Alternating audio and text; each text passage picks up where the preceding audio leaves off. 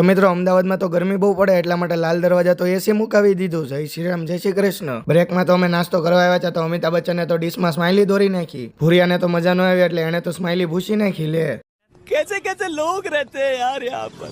આજે તો નાસ્તાના સ્પોન્સર તો મોહિતભાઈ 500 હતા એટલે એને તો વ્લોગમાં લેવા જ પડે. 4 રસ્તા પર તો બહુ ટ્રાફિક થઈ ગયું. કોકે સિગ્નલનું હેકિંગ કરી નાખ્યું કે હું. જો મિત્રો આવું એસી ફિટ કર્યું છે. અમે બધા ભાઈબંધો તો નીકળી ગયા મફતની હવા ખાવા માટે. અહીંયા તો બહુ ઠંડી હવા આવતી હતી ને આવી રીતે ફિટ કર્યું છે ને હું ઘડીક વાર ઉભો રહ્યો તો મને તો બહુ ઠંડી લાગવા માંડી. બપોર પછી તો મોહિત મને લેવા આવી ગયો ને જવાનું હતું પાસપોર્ટ સાઇઝના ફોટા કાઢવા માટે. મોહિતને તો પ્રિન્ટરમાં નાખી દીધો કે હું ના એલા ભાઈ એના ફોટા છે હો, કોઈ ચિંતા ન કરતા.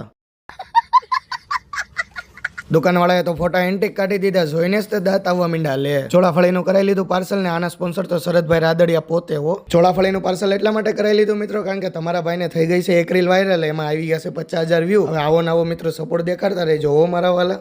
ठीक है। સ્મિત તો દ્વારકા ગયો તો એટલે એની પ્રસાદી આપવા આવ્યો તો અમને. હું ને સ્મિત તો મનનની ઘરે પ્રસાદી આપવા ગયા ત્યાં તો મનન તો વાંચતો તો આ ટોપ મારી દે અને અમે નકરા વિડીયો ઉતારતા જ રહી જાઉં.